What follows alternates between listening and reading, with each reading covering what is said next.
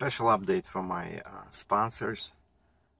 Thank you guys and gals again for supporting Heavy Hole TV. Thanks for watching. I really appreciate your help, and I'm happy to provide entertainment and possibly information for somebody who's interested in my field of work. And I'm doing this update because I'm sitting outside of a walk-in medical clinic, and every 3 years it's a very stressful event. You know, once you get past certain age, probably over 45, in Canada, Ontario, Canada, when you have the AZ or AZ license, you have to do a medical every 3 years. And it's not such a big deal. You know, they check your blood pressure, check your eyesight, you know, your weight, ask you if you had any surgeries or, you know, medication. Do you take any medication? Do you have problems with alcohol or drugs? And so it can be quick. But sometimes, you know, when I read too much on the day before, or I watch too many videos on my computer, my eyes get sensitive to this fluorescent lighting, you know, they all use inside, right? Like, it's supposed to be daylight, so basically they're cheating because they're not... Sorry, some guy is backing here in front of me. So they're cheating because they use this flickering light. And I read a story about this, saying that actually this Lumi lighting, right, fluorescent lighting, was never intended to be used in offices, right? Because it flickers like it so many times per second, so it's very tiring for your eyes unless you have like hundreds of them, you know, and then they cancel each other out, and then they flicker so much that you cannot see it. But it's a very, you know, unnatural light, and after a certain age I became kind of like sensitive to it, you know. And of course you go there, all the windows are closed, not just with blinds, but they have a black screen, and all the lighting is like fluorescent, you know. And that's why I wear these glasses. I actually wear them sometimes when I'm driving at night. These are really cool. That was getting bright. My glasses are falling apart. Look at this.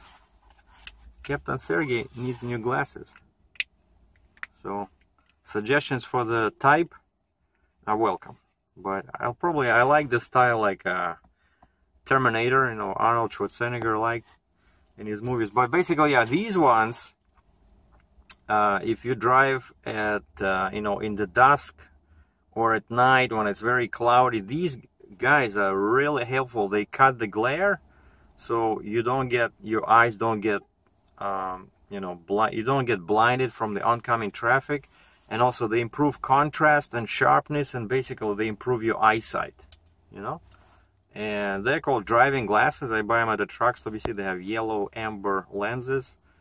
And I also noticed that the more I wear these, the better my eyesight becomes, you know. Sometimes even before the medical, when I get nervous, to pump myself up, I just, like, on the way here, I was wearing them. And then another thing, like, that's for me, like, I don't want to wear glasses when driving. I don't need them. I can see fine. It's just that you go inside, like I said, bad lighting, and they start asking you to read those, you know, tiny letters, right, in dim light. So it can be stressful sometimes. I hate glasses because I know once you put the glasses on, that's it, your eyesight. Brrr. And one thing what I found for me, what works also, what I can pass on to you guys, is for some reason I never, like, if you do a search online, or like you ask somebody what kind of vitamins you need, like what kind of vitamin, like, most often somebody would recommend. If you say, oh, you want to improve your eyesight, people will say A, right, vitamin A, like the one found in carrots and stuff like that. And I tried that one. Actually, I found some stories about that A can cause, too much A can cause cancer. So it's like, you know, it's artificial, and your body is very sensitive to this vitamin. For some reason, somewhere there was a tiny notice about the vitamin called B1, not B5 or 10 or 11, but B1. and it just says improves your metabolism and helps transform, I think, proteins into fats. But like on the bottle, you know how normally they say something. Well, I don't have it here with me, but like, you know, on these bottles that you can buy without prescription, like vitamins, normally it says something what it does, right? And on this one, it says nothing about nervous system, nothing about you know, your eyes. So, but it works. You know, I noticed right away a big difference once I start taking just one pill of this B1. And I think B1 naturally is found in meat. And I think the problem with, you know, in the States and Canada is that we don't eat enough red meat. People are afraid of this. And this B1, for some reason, is very important. Maybe just my particular case. But if somebody is trying to improve their eyesight, I recommend you look into this. And this is not a drug. So don't complain to me if it does not work. Like, I'm not a doctor, I'm just saying what works for me, okay? So this is no recommendation, just a little insight, what I found helpful. So, and of course C, so that's what I've been taking these past few days, because I had this letter, like I mentioned in the public video, I had this letter from the Ministry of Ontario. It's like our DOT in Canada, right? And they send you this letter, and like I mentioned before, they say, if you don't do this, in my case it was before April 6th, submit this form, you know, it's like military language. Submit this form in person at any drive test center by April 6, 2017, or your license will be changed to Class G. You know, kind of like court ruling, you know? And it is like, these guys, you know, you don't mess with them, right? So if I don't give this piece of paper that costed, the test was 60 bucks. And I remembered from my last time that I always, for some reason, I was just vaguely trying to remember, why do I always walk around?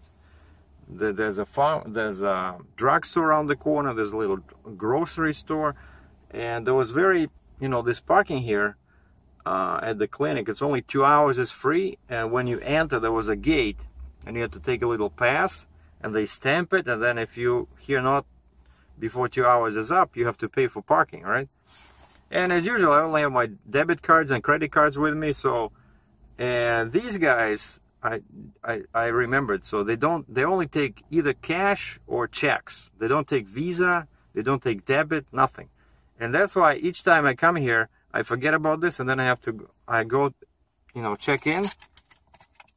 And they say, oh, we only take cash, and then I have to go and run to the drugstore to get some cash. And of course, there's like fees at the ATM. And so I remembered this.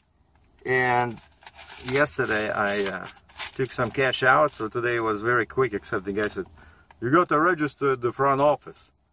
I said, well, I've been here like 3-4 times before. What, you don't have me in your computer?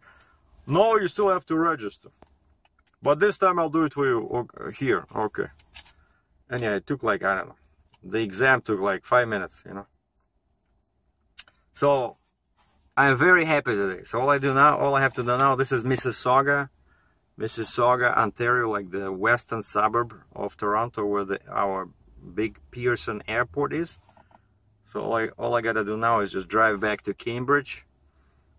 What is it, like 50 miles, and go to my local empty office, and I'll make a copy for myself in case they lose it, and because it's very expensive. You'll have to pay this guy again, like I think 30 bucks. 40 bucks to give you a copy, you know, because I don't think they keep copies for themselves. Maybe they do, because it's a walk-in clinic, right? I'm not their patient. So anyways, I'm very stressful today, but I'm so happy now. I passed, no glasses, perfect bill of health. So there you have it. That's a quick update. But also, some guys on my YouTube channel were asking about the truck. So I thought I would mention it here for my sponsors, for you guys. So nothing is happening. The poor salesman is probably going to lose his job over there at Kenworth. But that's the truck I decided to buy if I manage to sell my my Mack. I really love that. You know, it's an older model. They still make it, T800, Kenworth T800.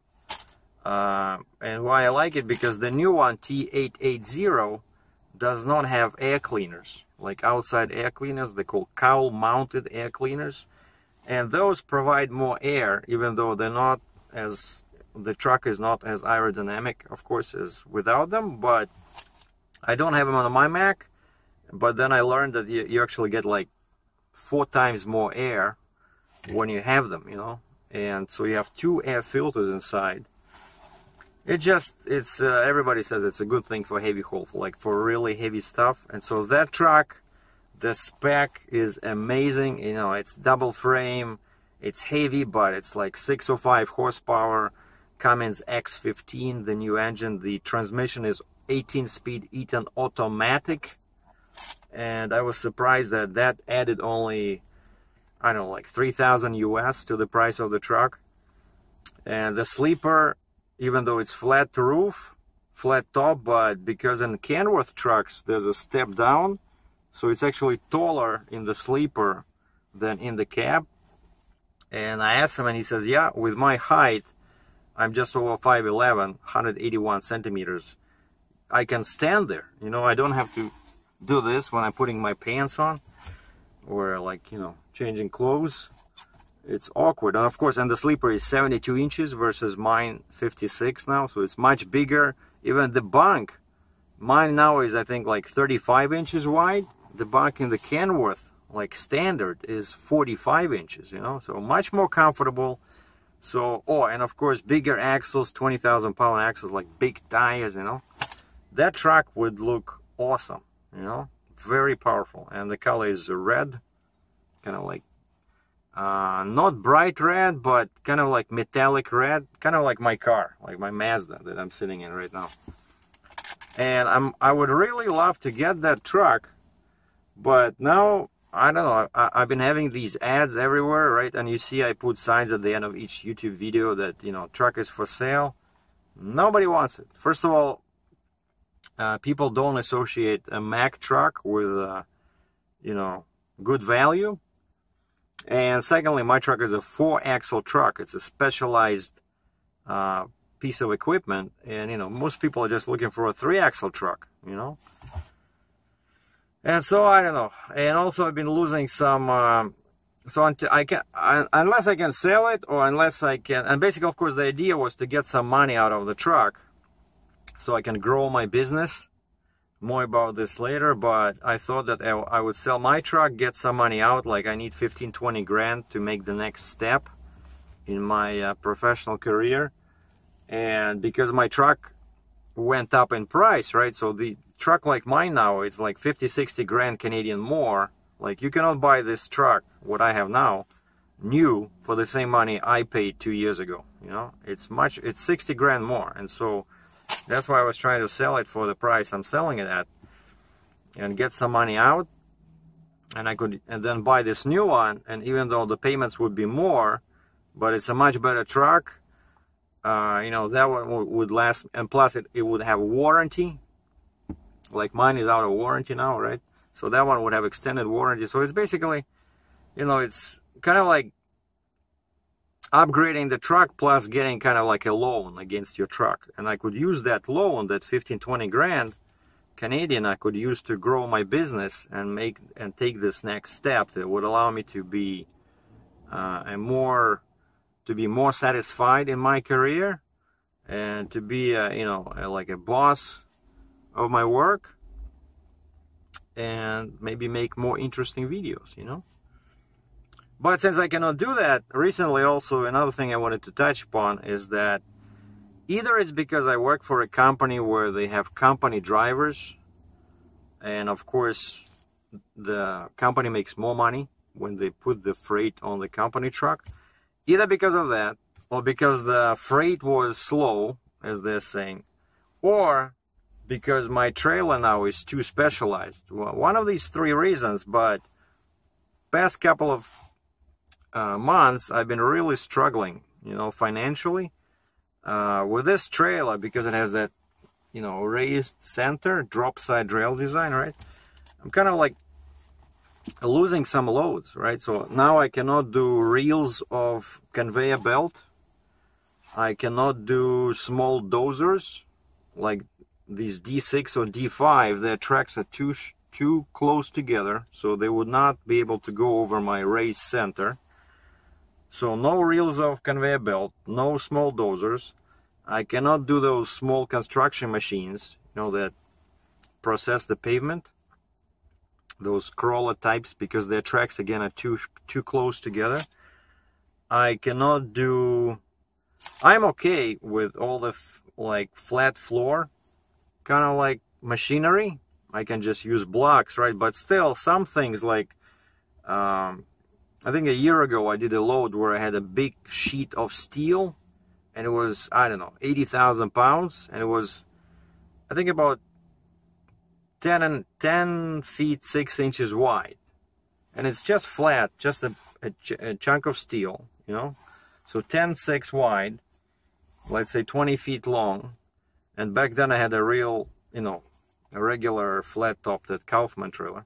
So how do I load this one now, right? If I put, well, I can put blocks, of course, on each corner, but I don't know, because it overhangs, right? Because the blocks are will be 8.6 wide, but this thing is 10 and 10.6 wide. So I don't know. I don't think I could have done it. I could do that with this one. But the good thing is, oh, and of course, I didn't have much chance to use my flip axle. So that's kind of like, looks like a wasted kind of money. But I mentioned this before. It turns out that now I have 8 axles. 8. With 8 axles in Ontario, Canada, I can do up to 107,000 pounds. You know? I never went beyond 90,000 pounds, so really now with this setup I have, at least locally, let's say if I go on my own and I become independent, I can do some really heavy stuff, you know, like big excavators, big dozers. Yeah, I can do dozers, by the way, but those big ones, you know, the one that weigh like 70,000-80,000 pounds, because their tracks are wide apart. So that's what I need. I need to do more heavy machinery, and those pay pretty well. But for now, so I'm kind of like in a limbo here, so I cannot sell the truck, so I cannot buy a new one. This trailer seems not to be working as I hoped it would be working, right? Because why did I sell the previous trailer? Because I wanted to make more money and haul heavier loads. And what happened is that now I'm kind of, you know, limiting myself. But, you know, I'm an optimist by nature, so I believe things will turn around. And now seems to be, it's getting busier and busier. And actually, last time I had an argument like that load. The load I take last time from Canada to US paid okay, but on the way back, right, they sent me 120 miles empty to Baltimore, and I pick up this machine, which cost a lot of money. I look at the invoice; it's like 400,000 US. That Cat 966M that I just unloaded the other day. And then you look at the rate, and the rate is kind of like a step deck rate, you know, like especially if you convert into US dollars, and it's 500 miles and it's oversized. And I said, well, I sent him a message. I said, well, this looks pretty cheap even compared to a couple of local loads I did in Ontario. I did a couple of loads actually, yeah, just going, I don't know, 40, 60 miles. No, one load was maybe all miles were from me to the shipper, then to delivery back to me were like 200 miles. But that load paid 50% more than this one, where I did 620 miles total, right? So I mean, sometimes it's ridiculous, and my dispatch got offended, so they thought I was thinking that they're cheating. But then, you know, I said, I'm sorry, I didn't mean to upset you, so, you know, I apologize, because you always want to be in good relationship with your dispatcher, you know, you don't want to piss them off, you know. Sorry to use that vulgar language, but I didn't know how else to say it. But because when they're angry with you, you know, you can miss loads, you can sit at home, you know, yeah, no freight, and you sit at home, you're doing nothing, and you have bills coming up, you know. And And so basically, yeah, they explained to me that, yeah, sometimes you get a great load, like locally, and sometimes you're stuck in the States, and since I cannot do loads inside US, right, sometimes you just have to take a cheap load, and that's what that Caterpillar load was. It just ridiculous. By the way, that load that I'm referring to, the local one that paid more, it was used machinery. People were just moving their old housing, like crane housing, right? So it's old, it's not brand new. Like this one is brand new, and you know, usually the rate is supposed to be consistent with the value. Like I found that when it's a good rate, it's a percentage of the value, because of course the higher the value of the load, the more they should pay to move it, because it's expensive. It's, you gotta, you know, be gentle about it, right? But no, this one just, people don't want to pay, you know. And so but at least I was moving, and now I told them that I needed to take one day off to do this medical, and you see, it took much less than I thought it would take, you know, like half a day. And yesterday already, as I was parking my truck, I got an email, and dispatch says, "How soon can you be in Philadelphia?" And they just told me, like, why that rate was so low for this Caterpillar is that there was no freight on the way back, and now they want me to go empty to Philadelphia. And I said I can be there Friday at lunchtime tomorrow. So let's say if I leave today at noon, if they tell me to, like, I deadhead in there, because I know when they want me to do this means that the load pays a very good money. So it's enough to go 500 miles empty to bring something back. So I'm okay with that. Actually, I prefer driving empty, right? So my fuel mileage is better. So when they pay for it, it's like, you know, when the load has a very good rate, it's like they're paying for your empty miles. So why not? And so what I'm trying to say is that it seems that despite what my dispatch said about the situation in Baltimore this 2 days ago, I do seem to be busier and busier. Like if you look at my past videos, I hardly had time to stop, you know. Like even here, you see, I come, and right away they tell me that I might go there, or we can do it. They also said you can drop your trailer, get mine, do this another factory machine, and I really don't want to do that, you know. It's too much hassle to, you know, move all my tarps, my chains, go drop my trailer, go pick up their trailer, and it's 2 hours away, and then do the load, and then take the trailer back and reload my tops and chains, and then I get 10% less when I'm using his trailer. Just for me, does not make, you know, sense. And that's what, by the way, why my trailer does not work, is because this guy, this load, I did it before a couple of times, it's so that big crate, they don't want to load them on a drop side rail, even with blocks, because we tried it before, and the that crate is only like 3,000 pounds, and it does not put too much pressure on blocks, and plus the trailer, you know, it has that curve, right? And when the crate is so light, the trailer just stays in this curvy shape, and so there's not enough pressure on the blocks. And actually I did it like 2 times probably, and each time I stop, I see that block was moving a little bit. Yeah, so I mean, it's not safe, you know, because the crate is so light. And that's why he wants me to go and pick up his flat floor trailer. And I was thinking, that's one last thing I wanted to say, is that I was thinking about getting maybe like a second trailer, something like a flat floor, like the same type I have now, like a lowboy trailer, but flat floor, and probably less capacity, maybe like 35, 40, 50 tons, 3-axle, and just full wooden deck on the main deck, and a bucket pocket in the middle in the back, and bucket trough between the wheels, but over the wheels should be wood. That's what I would get, that one. But right now I cannot support any more payments, you know, because I'm paying already for this axle, for the trailer, for the truck, too much payments, you know. So for now, we're just working, running around, doing loads, and hoping that I will make some extra money without selling the truck. And then I can still do that Canworth thing, because the guy gave me a very good trade-in value. But it's only enough just for the truck. Like if I just give them this truck, Mack, and I buy that Canworth, they only giving me what, 100,000 Canadian, and I owe about 80 to the dealer, so it only leaves 20 grand. So just enough for the down payment on this new, much more expensive truck. So I will not get any money for my own business, like I hope to get, like, you know, 15-20 grand Canadian. And so that's just useless. But if I can make that 15-20 grand by running now, and it seems to get busier and busier, then I can still do that.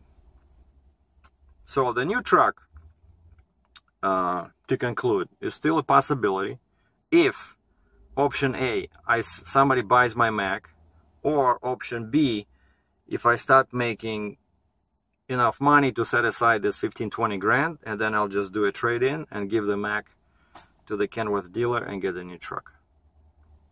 Sorry for the long-winded video, but I'm still very pumped about this medical, you know. So 3 more years, no glasses, Captain Sergei is approved. Thanks for watching. I did my video a bit too early. You see that sign over there? It says Drive Test Center, Driver Examination Center. So this is where you go to write a written test and do a driving test, and there's usually all these testing cars in here, and over here they test truckers. You see there's some victims waiting their turn, and why I'm showing you this is that there's my car over there.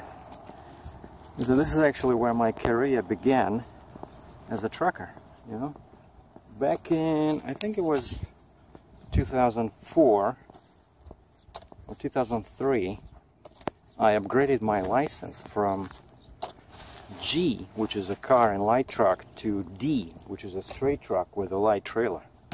And this is Kitchener, Ontario, 1405 Ottawa Street North. They have food basics in there, grocery store, and then Drive Test Center, and that's where you go, you do your test. Trucking test on here, you back between those pylons, you know. Cool. But basically what happened is that I went to a driver, MTO, Ministry of Transportation, to give them this medical, right? Because they have to put it in the system, and it's the place like a DOT, I guess, center in the States, where you go to, you know, get your annual stickers, where you buy and sell your vehicle. You go in there, and they deal with licenses, I thought. And so I go in there, I said I need to add my new medical to the system. It's just, no, we don't do that. You have to go to the Drive Test Center. And Drive Test, that's who issues licenses, you know, and renews them, like I said. So it's a much more bigger operation. And so I had to drive 10 miles, 16 kilometers to this next town, Kitchener, just north of, I'm in Cambridge, this is Kitchener. And thankfully there was no tests, you know, nothing. I just took my number from the machine, and then they called me. Like, I waited like maybe 15-20 minutes. She says, the lady at the counter said, "You're lucky, today we're not that busy, sometimes it can be 2 hours." And she just checked my address, checked my medical, put her signature in here saying that yeah, they received it. And very pleasant lady, and said, "See you in 2020. I said, that's what I like to hear. You know, I hate all these tests. And I said, this was a very pleasant visit. And she smiled and said, thank you, I try to be. So that's it. So now that's the end of this video. Yeah, medical updated. I'm green lighted for another 3 years of heavy haul trucking. Thanks for watching.